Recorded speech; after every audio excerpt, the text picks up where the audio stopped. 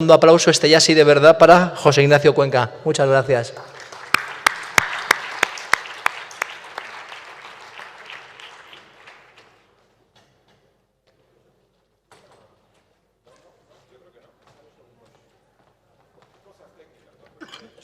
Un momento.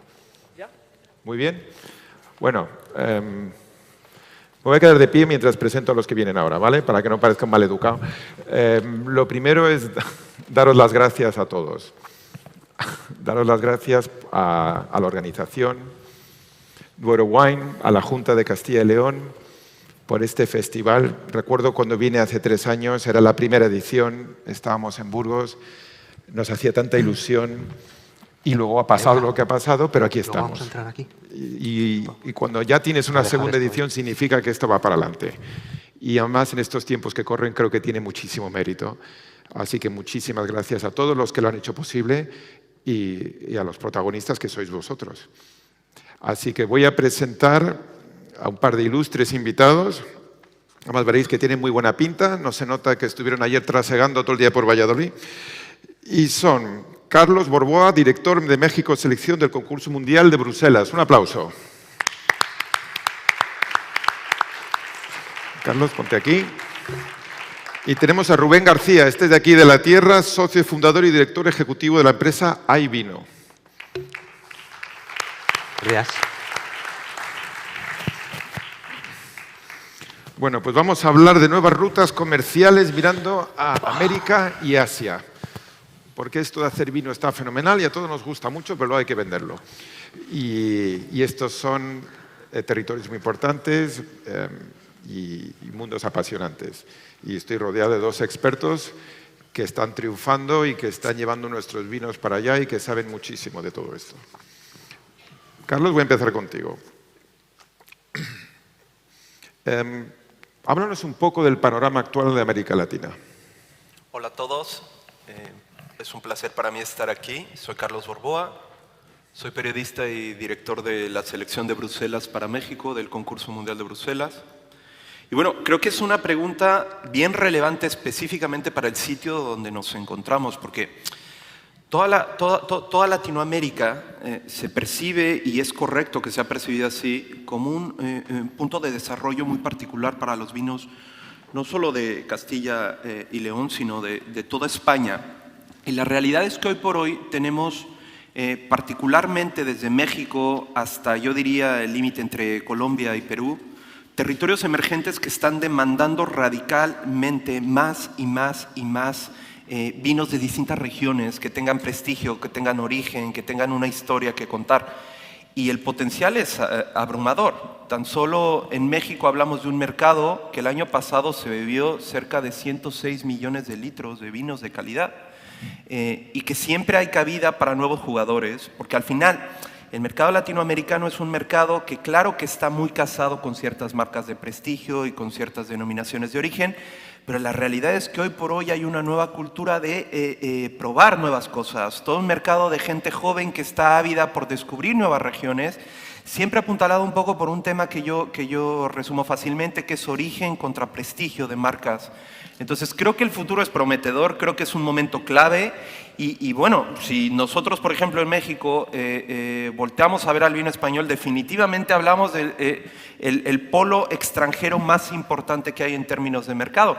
En Colombia leía un informe hecho por el ISEX de España que justamente los vinos españoles están tan solo detrás de Argentina y Chile, que son países productores y que están muy cercanos, y lo mismo en Perú. Entonces, yo creo que hay que voltear a ver a América como un sitio que tiene un potencial radical de desarrollo, José. Quisiera hablar también un poco con Rubén. Rubén es un vallisoletano que está triunfando en Asia. Y háblanos un poco de cómo empezó tu aventura en China, que es fascinante. Bueno, buenos días, lo primero. No sé si fascinante, por lo menos es algo diferente, ¿no? Yo soy periodista, estudié periodismo, pero me fui directamente a la rama de la fotografía. Y como fotógrafo profesional, bueno, pues uno de mis sueños era cubrir unos Juegos Olímpicos. Logré conseguirlo y coincidió que fue China, Pekín 2008. Y bueno, podía haber sido Sudáfrica o Argentina o cualquier otro sitio, pero coincidió con China. Y bueno, pues poder vivir esa experiencia ya me hizo conocer el país, muchos contactos. y ver una oportunidad de negocio mucho más allá de lo que era hasta el momento lo que yo hacía, que era fotografía en medios de comunicación. También en ese momento es cuando empezaba a surgir el interés por el vino en un país como China, y bueno, pues las oportunidades eran, bueno, pues muy grandes, ¿no? Yo como vallisoletano, rodeado de todas estas denominaciones de origen, de bodegas, donde también tenía amigos, pues vi que faltaba, ¿no? Faltaba ese componente de comunicación, de imagen, porque al final lo que se hacía era un chino iba a una bodega, compraba un montón de vino y ¿dónde estaba luego ese vino? No sabías ni a dónde lo vendías, ni a qué precio, o sea, era un descontrol total, ¿no? Y a lo mejor una bodega pues daba con, es llamarlo bien, ¿no? Un pelotazo, ¿no? De un chino que venía, te compraba grandes cantidades, pero esa bodega esperaba que al año siguiente volviera el mismo chino a comprarle las mismas cantidades y no aparecía, ¿no? Entonces, toda esa estructura que ella dirigía hacia ese componente, pues desaparecía. Entonces vi ahí un poquito el hueco, ¿no? Además coincidía que empezaba el tema de las redes sociales. Como creo que sabéis, la mayoría en China no se permite utilizar Twitter ni Facebook, ni siquiera Google. Entonces, tiene el WeChat, ¿no? Tiene el WeChat que lo acapara todo, es una pasada. WeChat es como nuestro WhatsApp, pero que te permite también pagar, tener una red social como Facebook incorporada, o sea, ahora mismo es la herramienta, ¿no? Y decidí crear una empresa y especializarme en todas esas herramientas. Los pasos siguientes vinieron solos, ya era, bueno, pues ya que comunico, que posiciono, pues voy a vender también el vino, ¿no? Y lo que hice fue buscar un socio local, un socio chino, que me llevó más de 2 años, que creo que es una de las claves que puedo aportar también para encontrar al adecuado, ¿no? El elegido. Yo tuve ofertas de grandes empresas importadoras, pero las rechacé en el sentido de que al final siempre eres un número, ¿no? Entre tantos vinos y de tantos países, y cómo haces para que tu bodega o la bodega para la que trabajas se posicione en ese mercado. Entonces, no era mi camino, no creo que nuestra empresa no buscaba eso, y al final encontré pues es una empresa importadora más pequeñita con sus vinos que ya comercializaba, hicimos equipo y bueno, desde hace ya 6 años que llevamos juntos y bueno, estoy encantado. ¿Cómo has conseguido? Hablabas antes de que una cosa es situar el vino y otra cosa es que haya esa continuidad. Ajá. ¿Eso cómo se consigue en un país como China? Bueno, pues en un país como China con mucha constancia, ¿no? Y al final el cliente chino, el consumidor chino es muy especial. Digamos que se fía muy poco, ¿no? Y más en un país en el que la falsificación de los vinos está de moda, por desgracia, ¿no? Entonces, en ese país creo que nunca está mejor dicho el si no lo ves, no existe, ¿no? Si no lo ves en las redes sociales, si no tienes una persona detrás que te está indicando de dónde es ese vino, cómo se elabora, todo este tipo de cosas y qué historia tiene detrás, la gente desconfía, ¿no? Por mucho que lo vea en un lineal, en una tienda, en una vinoteca o en la carta de un restaurante, si va a internet y lo busca y no está en sus condiciones, ¿no? En su cultura, en sus redes sociales, como estamos diciendo, van a buscar otro vino, fijo. Yo por mi experiencia, volviendo al continente americano y en un mercado como el norteamericano, Estados Unidos es uno de los grandes productores de vino, pero a diferencia de Francia, de España, de Italia, de los otros grandes productores de vino, seamos sinceros, en España lo que se bebe es vino español, en Francia lo que se bebe es vino francés y en Italia lo que se bebe es vino italiano. Sin embargo, en Estados Unidos beben absolutamente de todo, pese a ser ellos grandes productores de vino. Por tanto, es un mercado que está muy abierto a, bueno, sobre todo nosotros que tenemos, creo que, y esta es una opinión personal, la mejor relación calidad-precio del mundo en cuanto al vino está aquí en España y diría específicamente en la Ribera del Duero. Y entonces, pero claro, una cosa es llegar, que ya es difícil, pero mantenerse, un poco lo que comentáis, es aún más difícil y eso es una labor de hormiguita y más en estos tiempos con lo que ha pasado en el último año y medio, que no es tan fácil viajar, que no, pues yo creo que, por lo menos por mi experiencia en Estados Unidos, la labor del brand ambassador, de la persona que está ahí ocupándose día a día de tu marca, que la lleva, que la mueve. Yo, cuando estuve aquí hace 3 años, hablé de la importancia de las relaciones personales. Si las relaciones personales ya destaqué que eran importantes en nuestra industria, en la industria del vino hace 3 años, muchísimo más ahora. ¿Por qué muchísimo más ahora? Porque nos hemos dado cuenta todos en el último año y medio de lo importante que son las relaciones personales, porque hemos echado de menos a las personas que más nos importaban. Eso nos ha pasado absolutamente a todos.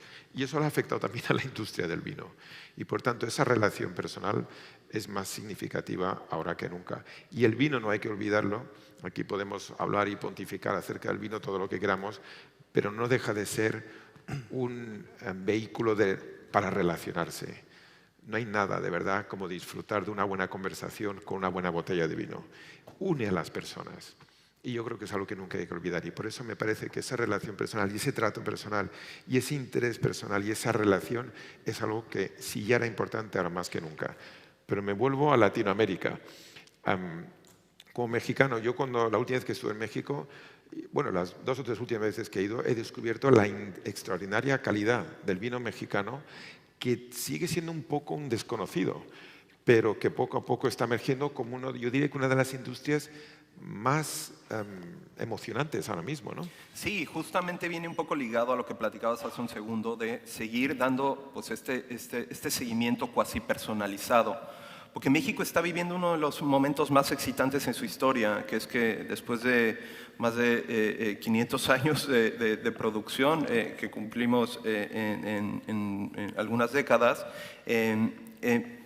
México en este momento está dándose cuenta que es un potencial productor de vinos de calidad. Y claramente que eso ha desplazado un poco otros territorios, como el propio España, en términos muy generales.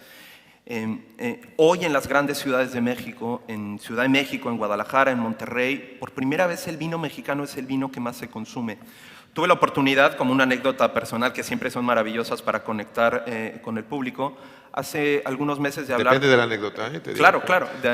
Tuve la oportunidad de hablar con Antonio Menéndez de Tempos Vega Sicilia en México y me decía, Carlos, es que es sorprendente cómo el vino mexicano se ha posicionado en el público mexicano, ¿vale? Y para nosotros, como una marca que el mercado más relevante en términos comerciales es México, pues bueno, hay que seguir cuidando y hay que tener ahí como nuevas estrategias y nuevos esquemas de desarrollo comerciales para no dejar que la curva de vino mexicano siga desplazando a otros territorios.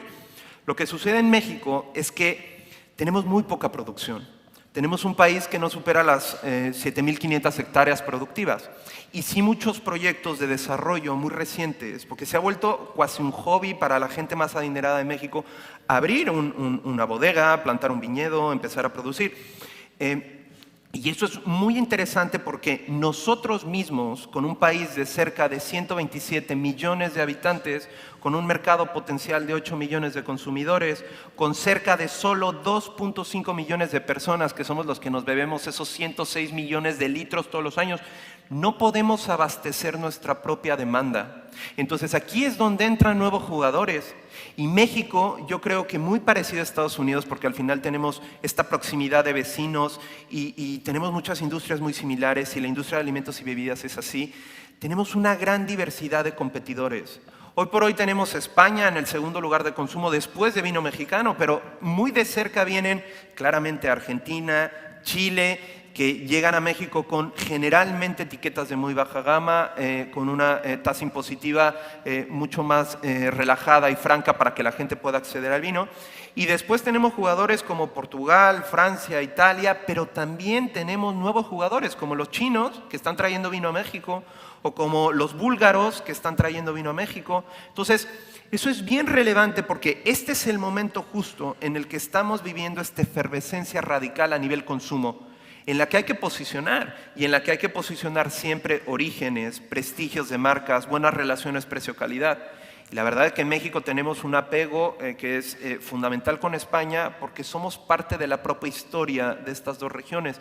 Entonces, claramente es importante, sí, hablar del vino mexicano, viene creciendo, hay una tendencia, hace falta un largo camino por perfeccionar ciertos aspectos y mayor producción, pero mientras tanto tenemos un grupo de 127 millones de personas que están deseando probar nuevas cosas. Antier hablaba con la gente de Protos y les decía venía en el coche y les decía, ¿cuál es su mercado principal? México. ¿Sabes qué orgullo es eso? Pero yendo a lo concreto, entonces, ahora que España me cuentas que como consumo se ha desplazado un poco por el propio vino nacional, por el propio vino mexicano, ¿qué tienen que hacer las bodegas de la Ribera del Duero para estar ahí presentes donde tienen que estar? Pues yo siempre digo que es como en un partido de fútbol. Es un marcaje personal al delantero que está a punto de anotar y hay que estar siguiendo en todo momento para que no se pierda el juego. Es eso. Y muchas denominaciones de origen lo hacen bastante bien. Rías Baixas tiene un plan de comunicación específicamente focalizado hacia México. La denominación de origen calificada Rioja tiene un plan de comunicación específicamente focalizado hacia México. Y Ribera del Duero también. Entonces, en México tenemos una gran predilección por estos vinos de muchísimo prestigio, pero hoy por hoy también por vinos que nos cuenten una historia, que tengan un origen, por vinos de agricultura ecológica. La verdad es que la mesa está puesta y yo te puedo decir que a nivel gastronómico, México, como estos países de América Latina que llegan hasta el Perú, Colombia, tenemos gastronomías súper particulares, muy especiadas, cargadas de intensidad de sabores, que funcionan bien. Sí, claro, puede haber espacio para grandes etiquetas roble, grandes reservas, vinos muy corpulentos, musculosos, pero ojo, Cigales, Rueda, todos estos jugadores que son un poquito más pequeñitos, que no tienen tanta presencia nacional en nuestro país, pues tienen un campo abierto porque tienen una gastronomía alucinante que demanda esta frescura, estos vinos mucho más afrutados, mucho más sencillos en la mesa. Entonces, yo diría estar, porque es el momento justo en el que hay que hacerlo. Volviendo a un territorio que sigue siendo también algo desconocido, como es China, creo que además, Rubén, has traído un mapa para que no seamos los cutres que no ponen nada ahí en la pantalla de China, ¿no? Sí. Y vas a explicar un poco cómo está el tema ahí, porque esto es fascinante. Bueno, el mapa es un poquito para apoyarnos, ¿no? Porque a la vez que hablas de ciudades muy desconocidas, pues nos ayuda a ubicar. Pero comentábamos antes que China es un gran país, ¿no? Bueno, pues al final es muchos países dentro de un país, es lo que solemos decir, porque si nos vamos fijando en sus administraciones, ¿no? Cómo dividen el territorio, pues por ejemplo una provincia como Guangdong tiene 40 millones de habitantes, o sea, es como España, ¿no? O hay ciudades como Chongqing, que veis ahí en letras bastante grandes por el centro, pues que ella sola como ciudad, que es dependiente de la capital de Pekín, tiene más de 30 millones de habitantes. Entonces, bueno, se abre oportunidades en cuanto a volumen de gente, de consumidores, ¿no? que tenemos dentro de un territorio que son 1.400 millones de chinos. Pero el mapa también nos ayuda mucho a situar, pues si trazamos una línea donde veis Hong Kong, Guangzhou, subimos Wuhan, famosa por desgracia ahora con el tema del virus, hacia Pekín, de ahí hacia el este, hacia la derecha, digamos que es la zona, yo la llamo de confort, ¿no? Donde van todas las bodegas de España, de Francia, de Italia, de California, de cualquier parte del mundo, porque es la zona más occidentalizada, digamos, ¿no? El ir a Shanghái, donde todo el mundo habla inglés, donde es una ciudad pues, como Nueva York, pues digamos que es más sencillo, ¿no? Pero creo que la oportunidad está en la franja intermedia, ¿no? En ese Chongqing, Chengdu, que hablábamos antes, donde está esa cantidad de gente deseando también probar vinos, pero que es como más complicado, ¿no? Porque culturalmente es más cerrada, por idioma también el inglés pues todavía no llega a todos los sitios. Entonces, yo creo que la oportunidad está ahí, es lo que hacemos nosotros. Estamos establecidos en el sur, en Guangzhou, y nuestra idea de expansión es hacia el centro-norte, ¿no? Creando las tiendas gourmet que tenemos, la escuela de sumillería, entonces todo eso lo dirigimos hacia esa zona porque bueno, ahí es donde está lo que se dice en China los tujao, que son los nuevos ricos, y esta gente pues, está deseando también ser como sus homónimos de Shanghái, de Pekín, que tienen grandes coches, beben buenos vinos y todo este tipo de cosas. Haciéndote la misma pregunta que a Carlos, ¿qué tenemos que hacer para llevar nuestros vinos ahí? ¿Qué interesa más? ¿Volumen? ¿Calidad? Tú que estás dentro, tú que te has manejado en ese mundo bastante desconocido para nosotros, muy bien. ¿Qué tenemos que hacer para hacer las cosas mejor? Bueno, hay muchos caminos, ¿no? No es el único. Yo tomo uno. Yo explico un poquito lo que nosotros hacemos, pero todos pueden valer, pero a mí el mío es el que me funciona, que se basa en varias claves. Una de ellas es la calidad del vino, ¿no? Bueno, pues lógicamente yo nunca he vendido vino de estos de €1 y pico por intentar ir a volumen o vinos a granel. Eso es otro tipo de negocio, de mercado. Pero nosotros nos dirigimos a ese tipo de vino de calidad porque es el que tiene esa continuidad que antes me preguntabas, ¿no? El que a lo largo del tiempo tú puedes posicionar la marca y esa marca es ya un referente quizá en España Y al llegar a China, pues sigue siendo un referente para un chino que lo está buscando tanto en su país como en el país de origen. Entonces, donde ve que una bodega pues tiene un recorrido por años, por familia o por buen vino, pues entonces va a confiar mucho más en ello. Entonces, no solo es comprar y vender, como hay muchas empresas por ahí y es igual de respetuoso que lo mío, pero nosotros buscamos eso, la continuidad con vinos de calidad, el posicionamiento con la información como bandera, ¿no? de dar a conocer los vinos y, por supuesto, tener continuidad, pensar siempre a largo plazo, porque si no en China no funciona. Pero háblanos un momento también del vino chino, porque al igual que hemos aprendido cosas del vino mexicano, que es emergente, que es emocionante, en China se hace vino. Y me viene bien el mapa porque así lo ubicamos. De hecho, viene no quitarlo todavía. Entonces, sí, y nos viene bien porque, bueno, China, como estamos diciendo, es un país de oportunidades, pero es un país muy complicado ya no solo por culturalmente, el idioma, que está lejos, sino porque hay una competencia brutal, ¿no? Allí van todos los países productores de vino a vender sus vinos. O sea, imaginaos, todas las bodegas quieren estar en China por ese mercado, ese consumidor tan amplio que hay, ¿no? Si a eso le añadimos que encima ahora China hace vino, pues otro competidor más, ¿no? Otra barrera a saltar. Y bueno, el vino chino ahora encima empieza a ser un vino también potente, ¿no? De calidad. ¿Por qué? Porque llevan años desarrollando con expertos, sobre todo franceses, enólogos y demás, pues vinos en las zonas donde bueno, pues tienes más potencia, ¿no? De oportunidad de crecer. Ya veis lo vasto que es, pues imaginaros, si llevamos estos días hablando de suelos, de clima, de altitud, pues ríos, o sea, China lo tiene todo, no es un continente. Entonces, bueno, hay zonas muy específicas, si queréis os la señalo un momento, donde veis Shanghai, pues hacia el norte pone Qingdao, entre Pekín y Shanghai, pues esa zona, por ejemplo, la ha elegido Lafite para hacer su vino, ¿no? Un vino que se llama Lontai. Y bueno, pues es una de las zonas que pasa por la latitud donde los vinos se desarrollan mejor por el tema del clima. Y por el contrario, en el lado opuesto, donde está India haciendo frontera con China a los pies del Himalaya, pues ha sido el grupo de Louis Vuitton el que ha elegido hacer ahí un vino que se llama Aoyun. Y bueno, pues como veis, grandes marcas y grandes bodegas se están metiendo ya en China para hacer vinos. Pues eso. Bueno, José Ignacio, Carlos y Rubén, yo os pediría una última reflexión. Nos quedan 3 minutos. Muchas gracias. Carlos. Yo creo que lo más importante que a mí me gustaría comentar es hay que seguir empujando por este prestigio que tiene la región, Castilla y León particularmente.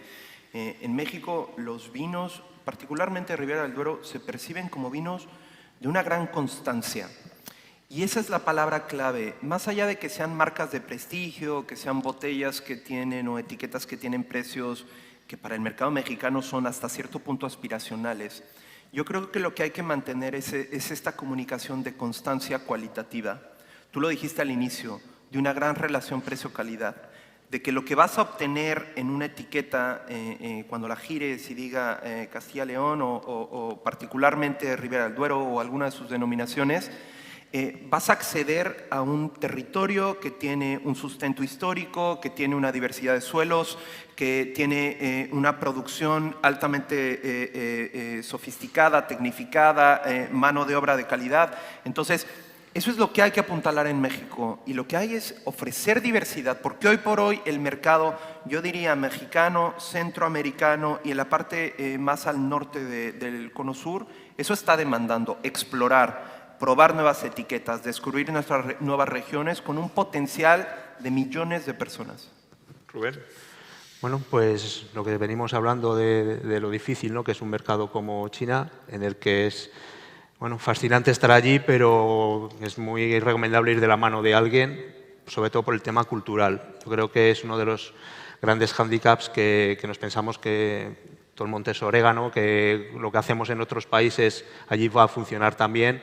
Y ahí es donde muchas veces nos equivocamos, ¿no? Si puedo contar rápidamente una anécdota, ellos tienen un licor que se llama Pai Chou y bueno, pues ellos tienen una marca, además muy controlada por el gobierno, que se llama Moutai, y son licores que vale la botellita unos 300 euros, ¿no? Entonces tú vas a una mesa, a una cena de negocios y entre ellos, los chinos, Pues si ponen esa botellita, pues el que ha sido invitado sabe si hay 3, 4 botellas, pues multiplica y sabe más o menos lo que su anfitrión está poniendo sobre la mesa, ¿no? Más la cena y demás. Tú puedes llevar un vino y por muy bueno que sea en España o por muy bueno que sea en otra parte del mundo, quizá esa persona a la que has invitado o vas a cerrar un negocio no lo conoce, porque todavía estamos en un mercado que no está nada maduro, ¿no? En ese aspecto. Entonces, por mucho que esas botellas que estás llevando cuesten 200 euros, porque es un gran vino francés o español, esa otra parte no vas a saber si eso vale 10 euros, 100, 200. Entonces, hay barreras todavía, sobre todo con gente mayor, que hay que salvar, ¿no?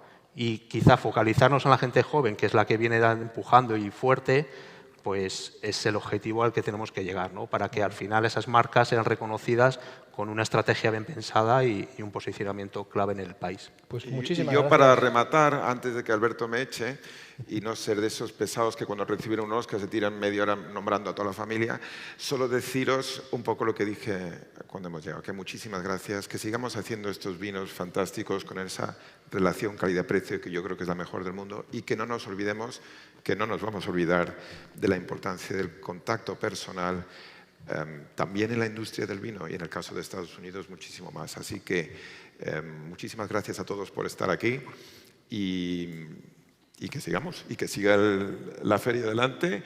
Y Alberto, ¿qué quieres? Ya echarnos de aquí, ¿no? Nos vamos Ya está ya. bien. Sí. Vale, pues Muchas venga. gracias. Perdona, Gracias a todos. Gracias.